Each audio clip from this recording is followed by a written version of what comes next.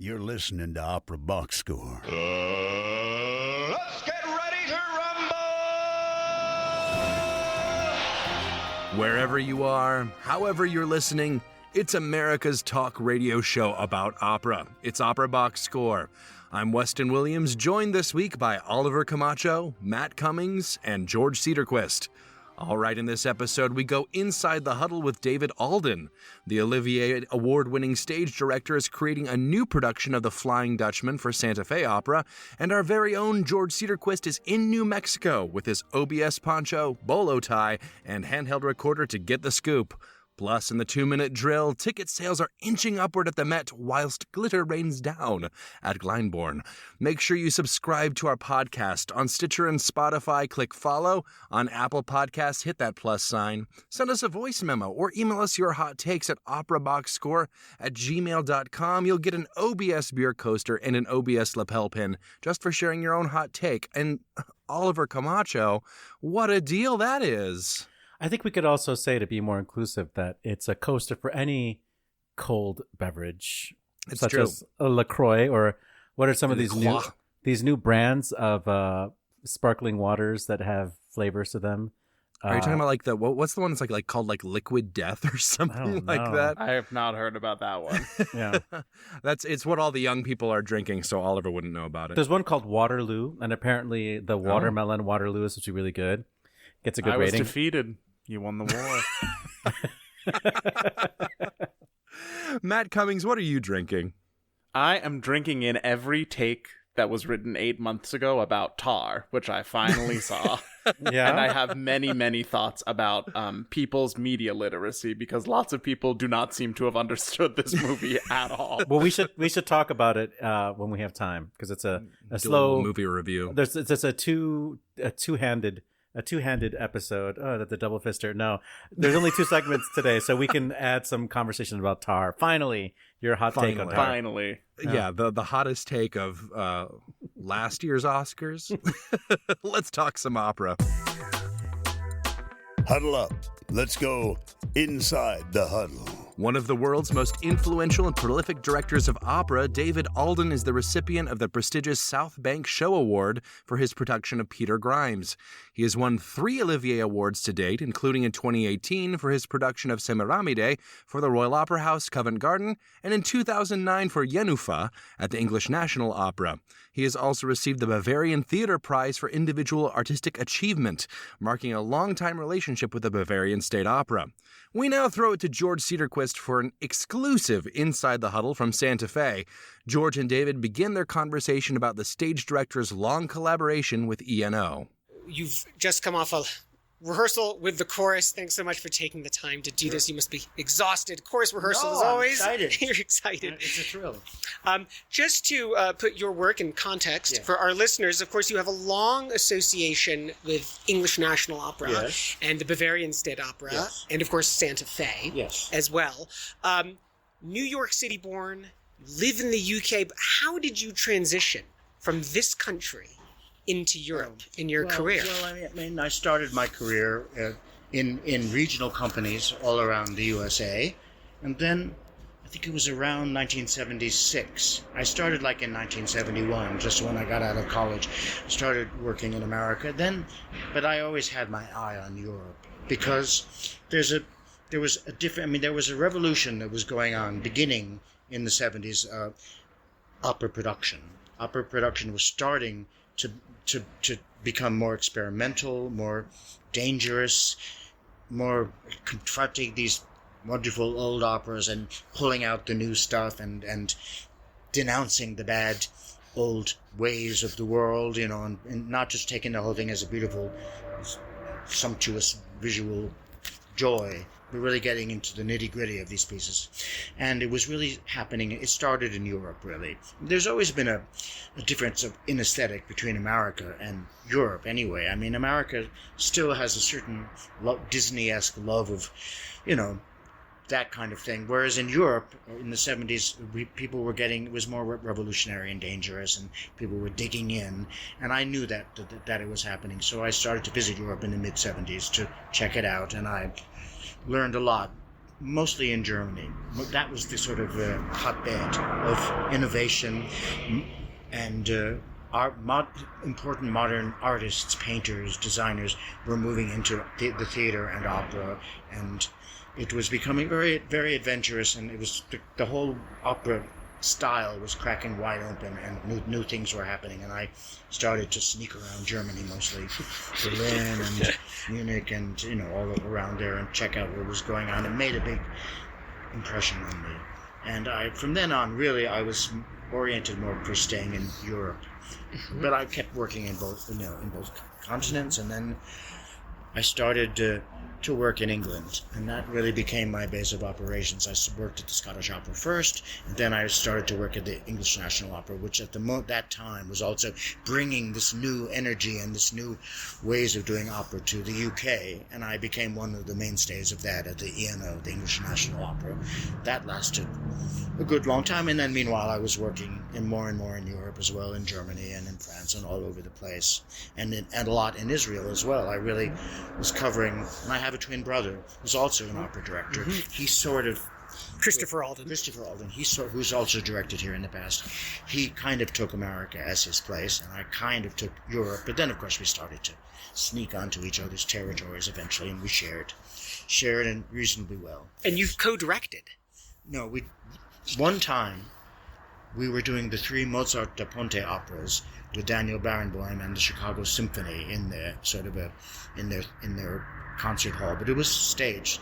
The plan was I was going to do Don Giovanni and my brother was going to do Figaro. We were going to share Così fan tutte together, and we did the first day together, and that was it. Bad cop. No. So I graciously let him do the Così fan tutte himself, because he had done it more recently than I had somewhere else. Staying in England for just one moment, Yeah. Of course, English National Opera has seen huge cuts because of the Arts Council England. Yes. What is your opinion on the present and the future? It's a horror. The ENO, there's always been a class struggle in England between the people with all the money who control everything, and then the ENO was created in the 50s as the people's opera. Everything was to be sung in English. It was cheaper to go to see it. People were encouraged to come, even though opera, had a pretty bad reputation for being snooty, and you had to get dressed up. And the ENO was starting to break that, and the ENO became very successful and really was rivaling Covent Garden, the Royal Opera House, which was the big theater that all the rich people and the business people and then the expense accounts and the governmental figures went to. But ENO started, so there was always a rivalry. I mean, rivalry is healthy on one level, of course, in the arts. It's good to have 2 wonderful companies rivaling each other in the same city. It's very cool, but the ENO always was fighting against this in this class war, this eternal in England for some reason.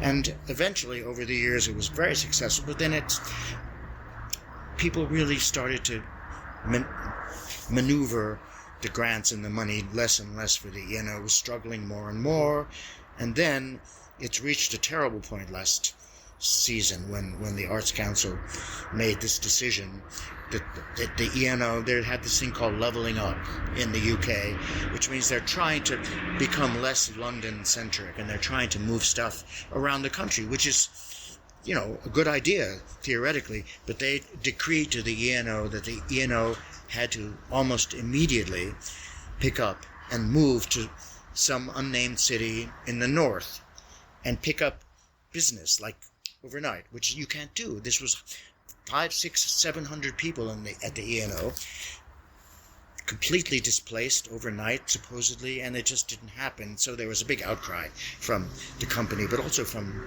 arts lovers and opera lovers and people who for years had been going to the ENO and had, and the ENO everything was really good. They ticked all the boxes. It became the reach out to audiences, new audiences, was fantastic.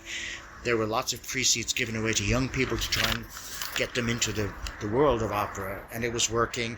And there was diversity, a lot of there was a real sense of black people being pulled in, all races being pulled in, and starting to level that, those inequalities out. It was all brilliant. But then all of a sudden the Arts Council decreed that they had to pick up sticks and move north. And they essentially came up with a short list of cities that had. It was like picking a World Cup host city or the Olympics. But they just did it overnight, and people on the Arts Council who didn't really understand the sort of large nature of the opera business and how it's an ecosystem opera.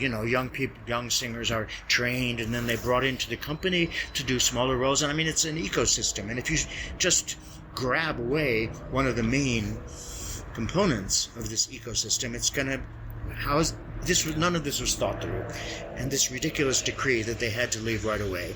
There was a lot of protest then. And then the Arts Council came back some months later and said, okay, we're going to fund the next season normally. And then after that, we're going to give you money every year to be developed. At least now they've been given a few years to develop the new, story and find the proper new home to go to.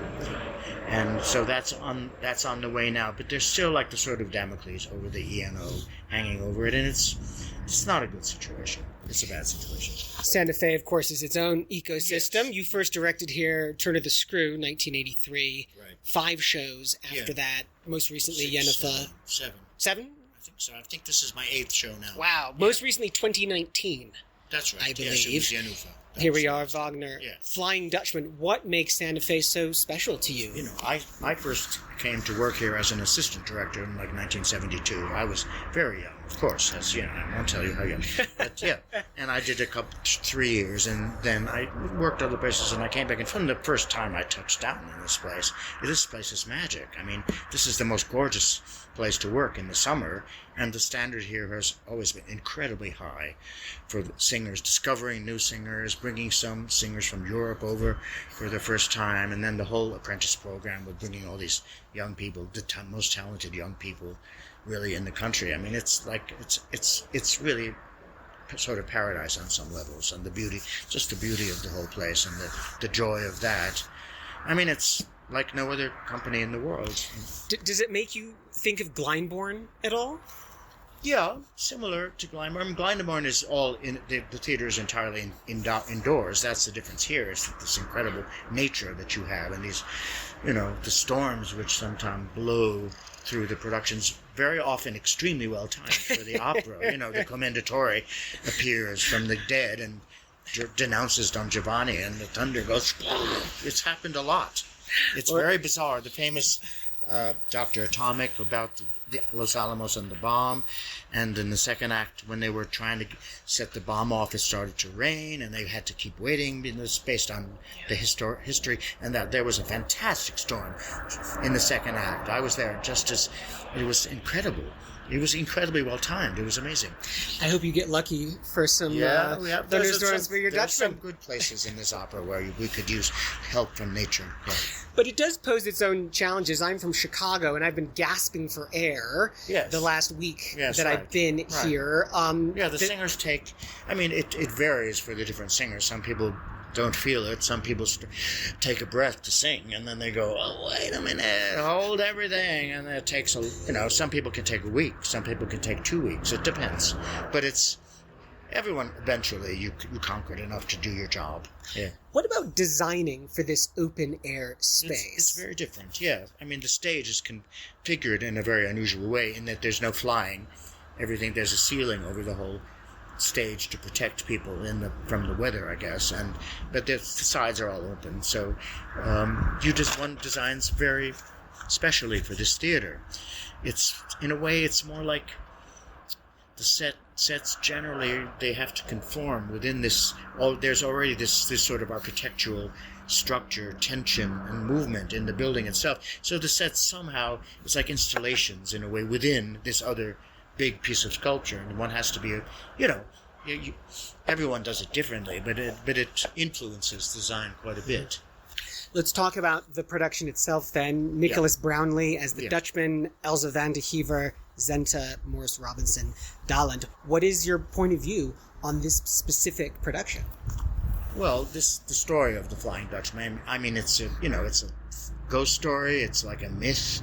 It's like a bizarre fairy tale, but it has a lot of modern resonances if you start to think about it. I mean, this man, this incredible industrialist. For me, he's sort of like a nightmare Elon Musk.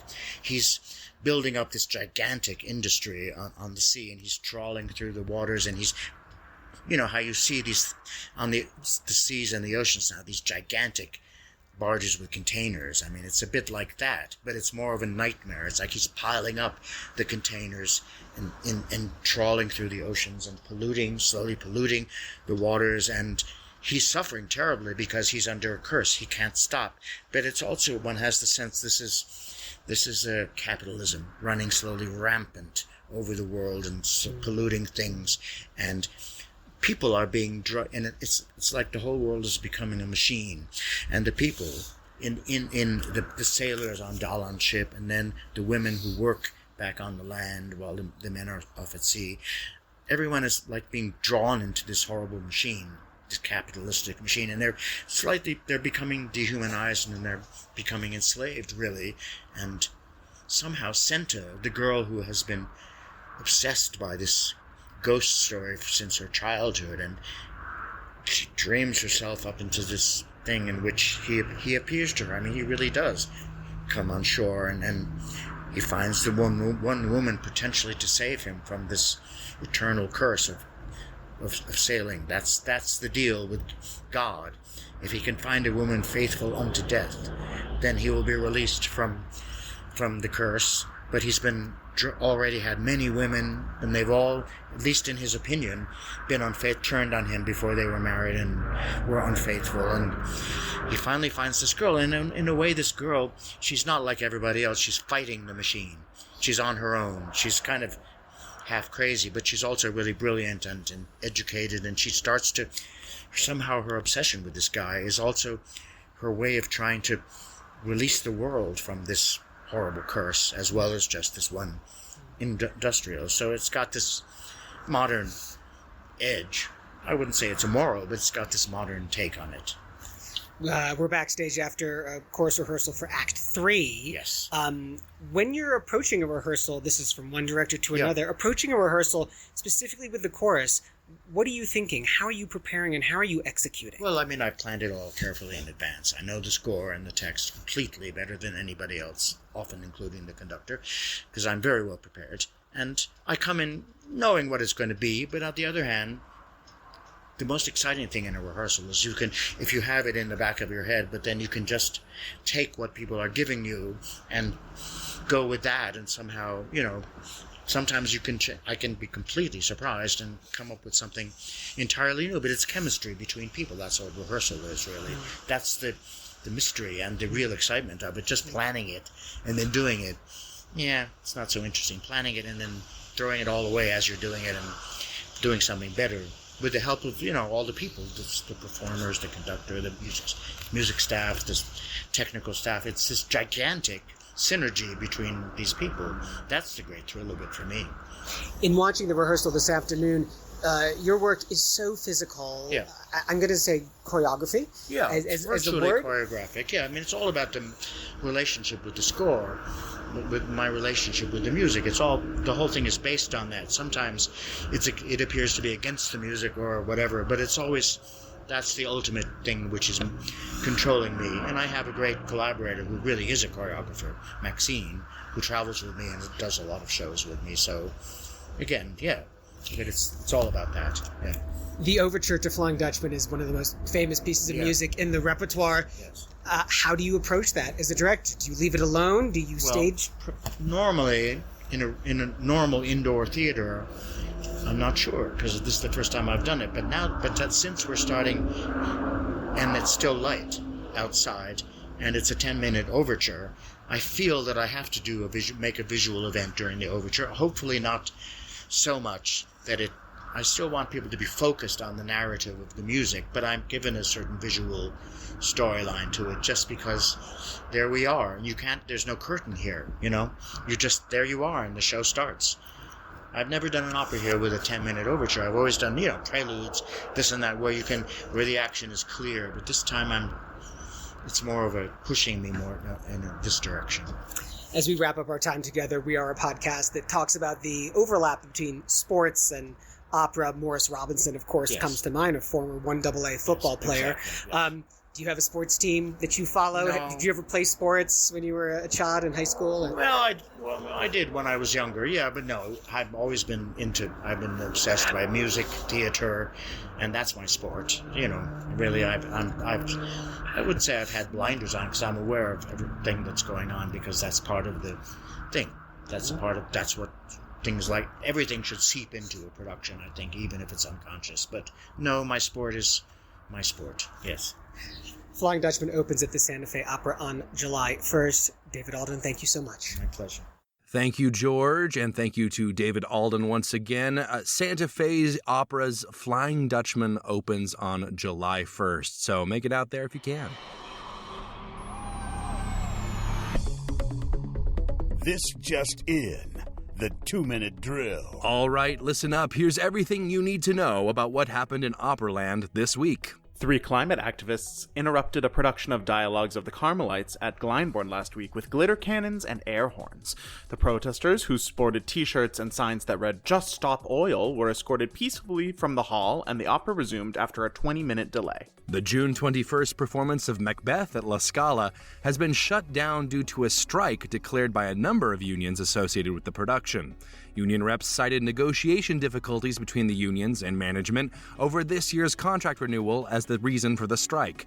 As of this recording, the June 26th performance featuring Anna Netrebko will be presented as scheduled. 29-year-old Italian bass Adolfo Corrado is the 2023 Cardiff Singer of the World! Woo! Beating out 2 mezzos and 2 sopranos in the final round. His final program, all in Italian, scandalo, included Figaro's Non più andrai, La Calunnia from Barber Seville, and an aria from Verdi's I Lombardi.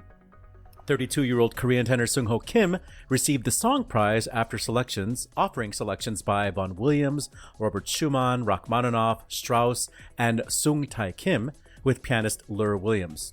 And 31-year-old Colombian soprano Juliette Lonsano Rolong, not one of the 5 finalists, won the Dame Kiri Te Kanawa Audience Prize with a program that included an aria from The Cunning Little Vixen, a zarzuela aria from Gonzalo Roig's Cecilia Valdés, Manon's Je suis encore, and Mimi's Donde Lieta. You can watch the grand final concert and the Song Prize final at the BBC's website, bbc.co.uk. Friend of the show, Kangman Justin Kim, has been named Dallas Opera's Maria Callas Debut Artist of the Year for his recent performance as Hänsel in Hänsel und Gretel. The annual award is given to a single performer each season in recognition of a particularly memorable and outstanding company debut, and is chosen by Dallas Opera subscribers. Kim will receive a beautiful Tiffany plaque bearing the likeness of Maria Callas, Dallas Opera's unofficial godmother. Richard Mantle, the long-serving general director of Opera North, was knighted at King Charles's birthday honors, God Save the King.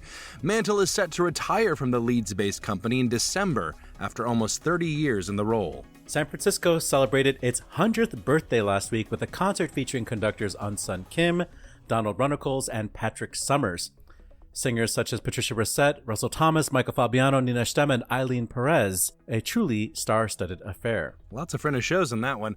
Earlier this month, baritone Tae Han Kim won the grand prize in the Queen Elizabeth competition, receiving €25,000 and engagements to sing numerous concerts in Belgium and abroad. His final round program, performed with La Monet Symphony Orchestra, included Rodrigo's death scene from Don Carlos, Pierrot's Tanzlied from Die Tote Stadt, one of Mahler's Songs of a Wayfarer, one of them, and O du mein holder Abendstern from Tannhäuser. This year's jury included Jonathan Friend, June Anderson, Patricia Pettibon, and José Van Damme. We'll get some of those as friends of the show, yet just you wait. In a follow-up to French contralto conductor Shaming's story, the one that never takes a week off, editors at Diapason, France's classical music industry magazine, have come out against Yannick Nézet-Séguin for, quote, being anxious to show his solidarity with the musicians he directs, at the expense of his colleague Nathalie Stutzmann. Crunching the numbers, the Associated Press reports that the Metropolitan Opera sold 66% of its tickets last season, up from 61% the previous season. Despite the uptick, the house is still shy of pre-pandemic numbers, with 75% of seats sold this season before COVID. On the other hand, the average age for a single ticket buyer has dropped considerably, from 50 to 44. In trade news, Austin Opera has given a promotion to principal conductor and artistic advisor Timothy Myers. Beginning in the 2023-24 season, he consolidates his power as the company's music director. Meanwhile, City Opera Vancouver has appointed Gordon Gerard as its new artistic director. He's replacing the company's founding artistic director, Charles Barber, who retired in January. The Academy of Vocal Arts has appointed Scott Gazielik as its new president and artistic director. Gazielik, who has been the Academy's vice president and general manager since 2019, takes over for K. James McDowell, retiring after having held that position for almost 4 decades.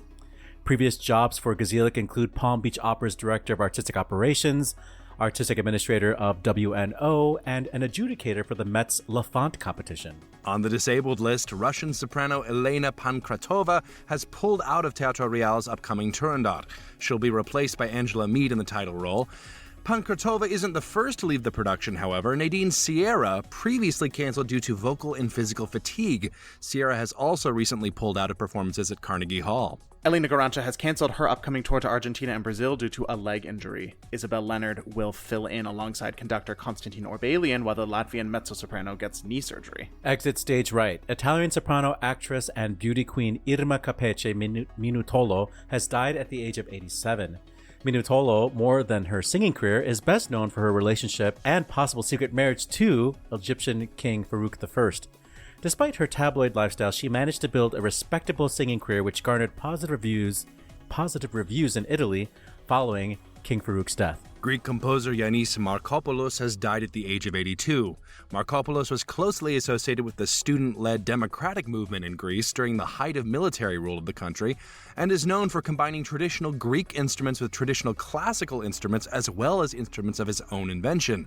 Known primarily for his film and television work outside of Greece, he had an eclectic musical output that included numerous ballets, operas, and oratorios. Sounds like you're a type of composer, Weston. And on this day, June 19th, some first performances include Gioacchino Rossini's Il Viaggio a Reims in Paris in 1825, Emil von Reznicek's Die Jungfrau von Orleans in Prague in 1887, Friedrich von Flotow's Die Musikanten or La Jeunesse de Mozart in Mannheim in 1887, a correction to last week.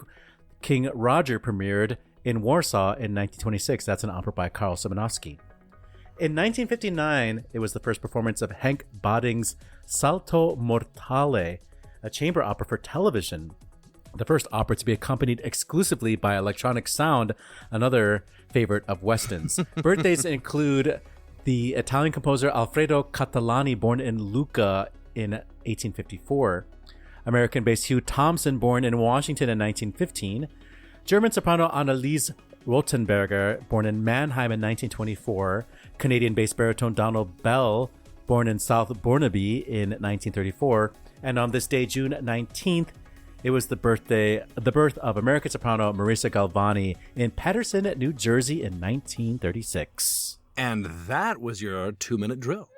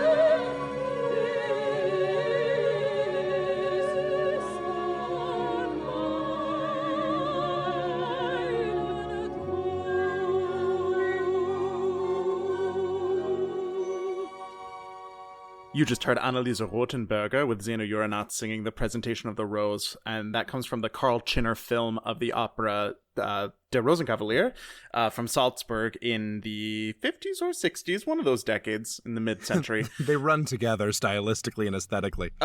Especially at Salzburg, where everything is about turning the clock back as much as you can, which is really fitting for Der Rosenkavalier. Rothenberger is a really wonderful singer, and she sang everything from Sophie here to Violetta to Lulu, but I really think that this role catches her like at her considerable best. It's one of the most silvery, just purest, floated lines to really ever grace this kind of music. And you should definitely, if you want to hear more, seek out the Arabella recording that she made with Lisa Della Casa. In the duet that the two sisters in that opera sang, it's almost impossible to tell who is who. And it makes the duet so exciting and just really feels like they're channeling the intention of Strauss with all of those like almost interchangeable soprano-ish roles. Right, yeah. Where it's just like a filigree that sits above all that orchestral density. That bubbliness of that sort of later period Strauss I feel like would be great with that. One thing that I am very bothered by in this on this day is that shockingly I've never heard of Salto Mortale, this opera that was the first to be accompanied by electronic sound. And I did some digging, and I cannot find it anywhere. And this is going to keep me up at night. So I'm putting it out there to our listeners. If you can send me a recording of Salto Mortale by Henk Baddings in any format, I will take reel-to-reel. I'll buy a reel-to-reel player. Dutch OBS Hive, rise up! I will send you 2 OBS lapel pins. And one for each 2, lapel. Yeah, it's perfect. That's all you need. One other thing I was bugged by is this protest here. I am all for stopping oil as well, but seems to be the latest in a long line of the protests from the school of thought of disrupt something artistic.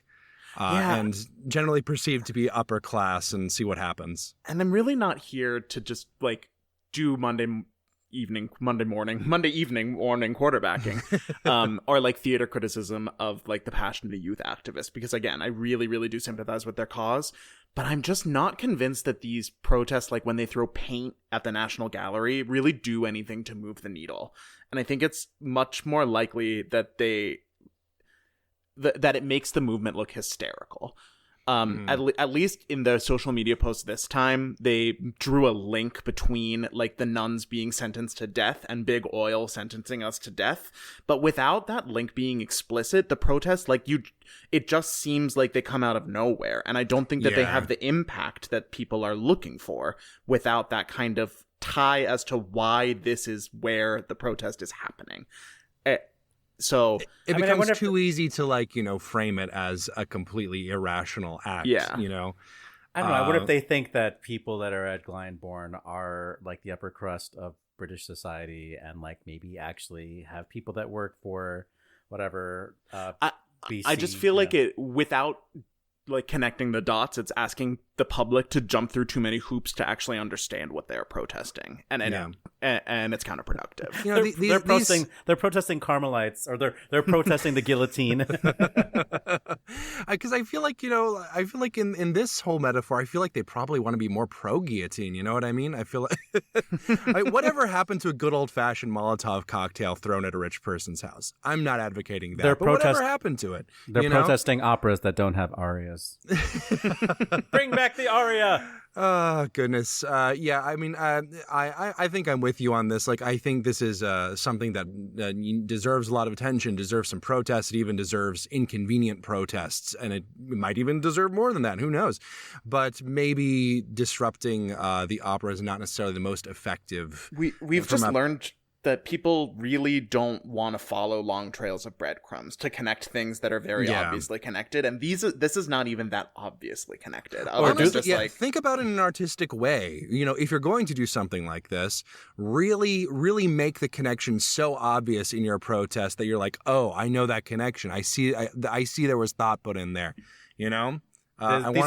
That's like expecting an audience to have the cultural literacy to understand a movie like Tar. Exactly. Which, as we know, when all you have is a hammer to talk about cancel culture, everything looks like a nail, even things that are explicitly about abuses of power. Well, speaking of arias, which we were just a minute ago, the Cardiff Singer of the World competition. We have the new what a delightfully smooth transition, Oliver. Abemos cantante. What is we see? We have a pope. The white smoke is up. Exactly. Who is the Pope, Oliver? This time it's an Italian bass, and he did only Italian arias in his final program. Yeah, and in a moment we're going to listen to him sing, but the Guardian review of the final concert is maybe suggesting that he's a great actor, and that maybe his training as an actor, which he was before he became a singer, makes him a very appealing artist to watch. He's not particularly it's not the most luxurious voice you've ever heard, but in the clip, I think you will hear there are some strong choices made and funny choices. The clip is the catalog aria, so let's take a listen here. Voi sapete quel che fa. Voi sapete quel che fa. Che porti la gonnella. Voi sapete quel che fa. Voi sapete. Voi sapete quel che fa. Quel che fa. Quel che fa. Voi sapete quel che fa.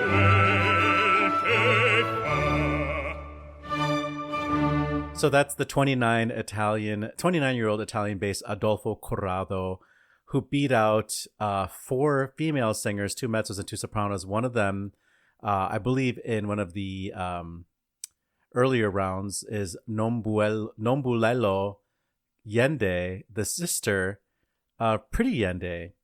So I think there are 2 South African singers. It's also so Nombulello Yende is a soprano, and then there's a mezzo, Sifokazi Molteno, both apparently making very strong impressions in their final concert arias. And you can once again go to the BBC's website and watch the 2.5-hour event. I want to mention that the adjudicators for this competition include Kiri Takanawa. Who? Yeah, I know. Bernarda Fink is one of the adjudicators. Also, the composer Erilyn Wallen, and Rosemary Joshua. So that is a somewhat intimidating panel to sing for. We're going to talk about another panel in a moment, but we should also mention this audience prize, which this year does not come from the 5 finalists. It comes from one of the earlier rounds. That was interesting too. Yeah. And this is the prize that is voted for by the people watching at home. And I think because now just like American Idol. It is. It's exactly what it is. It's the Cardiff Idol, This competition is actually really fascinating. It sort of is like Eurovision for opera singers, It really straddles that high-low divide. It does. It's I feel like a lot of big competitions, you kind of know who the winners are going to be going into it, and this is one of the ones that's truly big and that's truly large and significant, but you can still have a sweep of winners that you don't know anything about, which I think is great. So Sung Ho Kim sang "Let Beauty Awake" from Songs of Travel, Mit Myrten und Rosen from the Heine Liederkreis of Schumann, the famous, I guess it's sort of a lament of Rachmaninoff, Sing Not Fair Maiden, or whatever, Do Not Sing. Mm-hmm. Morgan, audience pleaser. And then something in Korean called Dong Simcho. But he beat out this Nombulelo Yende, who was also competing for the song prize, who had a more kind of traditional repertoire. She sang some Strauss and some Barber and some Grieg. The other South African mezzo-soprano who had actually an unusual repertoire, some non-standard rep, Hofmeyr, Tula Tula, and a piece by Liverman. I don't know if that's Will Liverman or who that is. He does everything. And something by Will Liverman's cousin, Bob Liverman. And a piece by Princess Mogogo, or from Princess Mogogo. Princess Mogogo. That seems like it's not a song, but anyway, she competed with it in the song prize. A British bass. He beat out a Canadian mezzo. So yeah, song prize. It's cool. I'm really into geeky art song competitions. You are? Yeah. What? Yeah, but also it's cool that like this BBC, the Cardiff competition does do like a song track and a opera track, not like that Marola competition, which like pretends that Zarzuela is a thing. They're determined to make it one. They're doing their best. For their 150th anniversary, it's going to be all Zarzuela. Yeah, but there are some years where, like when Jamie Barton won, for example, where I think she won both song and... I think Forostovsky did as well. Yeah. Yeah, back in the 90s. So anyway, I'm really into Cardiff. Another competition which we didn't cover last week, and we already had the result, was Queen Elizabeth, which was recently won by a friend of the show, Samuel Hasselhorn, in 2018, I want to say. So I think they like rotate, like every year is not a singer year. I think they do like piano and cello and violin. So they've come back around to vocal competition. And this was won by, who was this guy? A tenor? Taehan Kim. Yeah. He's a baritone. Korean baritone. And this one comes with money. This one you get 25,000. But does it come with a beautiful Tiffany likeness of Maria Callas? I know. Really, every contest should. Yeah, this one comes with like, engagements to sing concerts. I mean, I think the Cardiff one is more prestigious, but I think there's more like deliverables, like more like actual, like tangible prizes you get from Queen Elizabeth. They give you money and they give you gigs, which is all we want. We want money gigs. And gigs. Yeah. But that should be the title of this show, Money and Gigs. I think the Queen Elizabeth judging panel was even more intimidating than the Cardiff one. Honestly. Just the short list of this Queen Elizabeth panel is Jonathan Friend, who is the Met's artistic casting director, right? Not a Jonathan Friend of the show yet. Yeah. Sumi Zhou, Christoph Pregardien, the famous German leader specialist, Helmut Deutsch, the famous accompanist to Singers of the Stars, Patricia Pettibon, crazy ass, crazy. The most recent Baroque redhead. Yeah, exactly. To take the scene by storm. Yeah, Bejun Mehta, June Anderson. Oh my god, amazing. Bernarda Fink. I guess she's like doing the competition circuit, and then Jose Van Damme, which to me is probably the most intimidating person to sing for. I mean, he's an institution. I mean, he's on like 952 different recordings of operas. Yeah. If you need a francophone bass, Jose Van Damme is the one. Yeah, but I mean, if you're like, I would say that Christopher Gardien is like an intellectual in this group, but if you're looking at like intellectualism in singing, I think he sort of takes the cake as the. This would be quite the basketball team. I'm envisioning it right now. Maybe that should be our next segment that we do for OBS. Create the scariest judging panel you can imagine. Exactly. I mean, just put Oliver Camacho in there, and you're halfway. Everybody thinks there. I'm so judgy. Moving on from that comment. But just quickly, there was a movie back when I was a kid called The Singing Teacher, I think it was called, with Jose Van Damme teaching a soprano and a tenor. And like he basically he waterboards the tenor to get him to learn how to breathe. And okay, that's pretty bad. That's pretty intense. Oh, goodness gracious. Okay, the Met. I feel like that's the big story here, or is it that big? That's the real question. So the numbers are up at the Met a little bit. 60-something is not great. That's technically a passing score in most schools here in the U.S., but barely. Not as bad as 61. I think that the Met also attributes at least 2% loss to their cyber attack, Right. which might be generous, but I don't know how they calculate that, so I can't really question them on it. I think what's more interesting in like the actual numbers themselves here, though, is that it's the reversal of a trend, which is right. kind of that important. is true. That is important, and I think it's genuinely encouraging to see the numbers go up. I would have liked to see the numbers go up more, obviously, Right. and I think the growth is slow. But considering that they were only in the 70-something percentile before the pandemic, not that bad considering. I think the big number that I'm excited by is the average age for single ticket buyers dropping from 50 to 44. That's a big drop. Take that, Zachary Wolf. Yeah, exactly.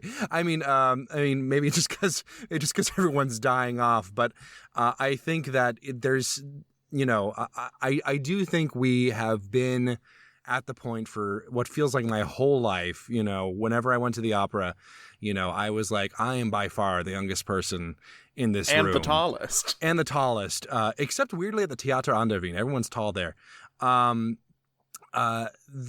There's just something, I'm always the most conscious when I go to an opera and I am evaluating the audience. The first thing I look at is not really how full it is. It's not really how enthusiastic they seem to be. It's always age.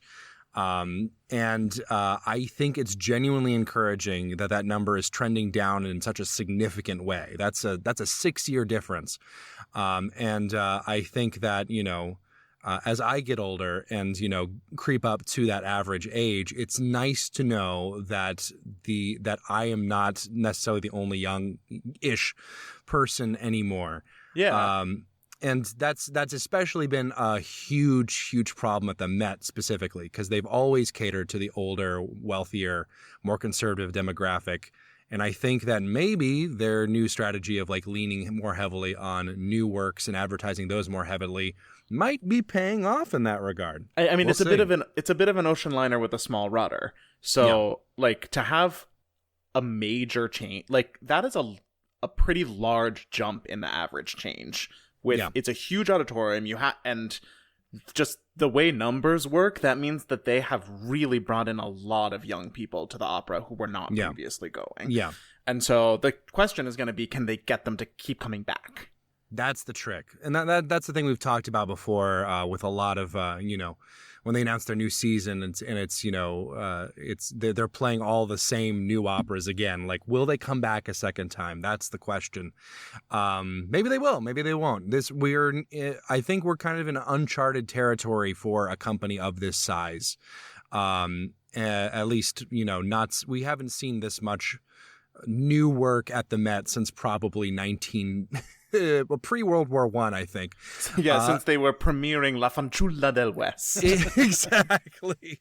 Well, I mean, that's the reason, a little piece of history for you. The reason the Met has been a conservative house is because World War I hit, German works got banned, and because Germany was the heyday of the place where new opera was coming from, they never really went back to new works after World War I. And it has basically stayed that way until literally this year. I think you have a dissertation thesis there, Weston. I think that's fairly common knowledge if you're into the very specific sorts of things that I'm into. So maybe it's not common knowledge. But I do think that is, an important... I just think it's exciting because we are at like a big turning point in Met history and by extension American opera history. Because we definitely can't go back to the days of the Faust Spielhaus, which is the nickname that it was given in its early days because they apparently just wanted to do Faust all the time. For the record, I think Romeo and Juliet is a much better opera than Faust. Oh, it absolutely is. You're right, and you should say it. I think, we don't need to go back to the Faust days, but maybe we can go back to the days of Otto von Bismarck when the Met was doing new relevant works. So, I think that's a very interesting trend. I'll be excited to see. I hope those numbers keep going up. I think it would be, I think it's encouraging. Numbers are still low. I just hope the endowment holds up long enough to get that new audience that they desperately need to survive. Good call, bad call. That's right now. Good call, bad call on Opera Box Score. Good call, bad call. That's how we end the shows around these parts. Let's start with Oliver Camacho. Not to make this the Santa Fe Opera episode, but I want to good call Santa Fe Opera for doing a press release on their apprentice technicians for the 23 season. They've announced 86 apprentices who work in audiovisual, costumes, production, stage crew, wigs and makeup, scenic arts, properties, electrics. That's cool. And I think that, to just highlight those young people who are, getting their own career, trying to start a career in not singing and not stage directing, which I think are the apprentices who get called up more often. I think it's a good thing. So you guys keep doing that, Santa Fe Opera. That's the end of it. So I forgot I was George in this scenario. Yeah. So Matt Cummings, you're next. You're too used to not talking during good call, bad call because he won't let you. So I went home to Pittsburgh this weekend to see my family. And while I was there, I checked out a record store that's like a 5-minute walk from my parents' house that apparently was written up in Rolling Stone about a decade ago as one of the best places to buy vinyl in the country. And I can second that. Because it's one of these stores where you like walk upstairs and you walk into this room where there's nothing, and then you turn left and there are more records than I have ever seen in one place in my entire life. It just keeps going and going and going and going. And there's a huge room in the back full of all classical records. And I flew, so I couldn't buy as many as I wanted to, but next time I drive home, I am taking several milk crates and buying this place out because they had really, really good stuff, including a recital disc from Elizabeth Schwarzkopf that has given me the inspiration for a biopic where she is played by Kirsten Dunst. Listeners, we're gonna share this photo in the show notes. Like, it is uncanny. It is very uncanny valley, perhaps even. Very spooky. I have a bad call. So there is a very tenuous opera connection because this did happen as I was listening to Ellen Reid's Prism on a walk near where I live. And it is red-winged blackbird nesting season here in Chicago. And there's one little bastard who is taking that very personally and attacking everyone as they walk by. And I did not know this while I was listening and trying to enjoy Ellen Reid's Prism.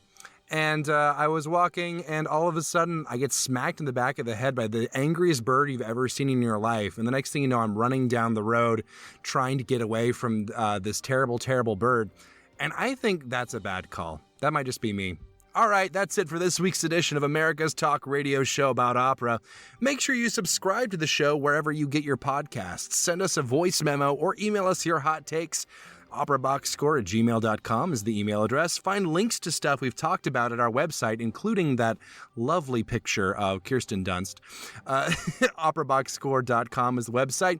That's also where you can put your money where our mouths are. Give back to the OBS on our donate page. Your announcer is Norm Waddell. Your creative consultant is Oliver Camacho. And your audio editor is me. For co-hosts Matt Cummings and George Cedarquist and our guest David Alden, I'm Weston, asking you to continue the conversation about opera as you finally garner positive reviews following the death of your secret husband, King Farouk I. We're back with an all-new show next week where you'll get more opera headlines, more hot takes, and more beautiful etched crystal plaques bearing the likeness of the Greek-American soprano we claim as our own godmother. Join us.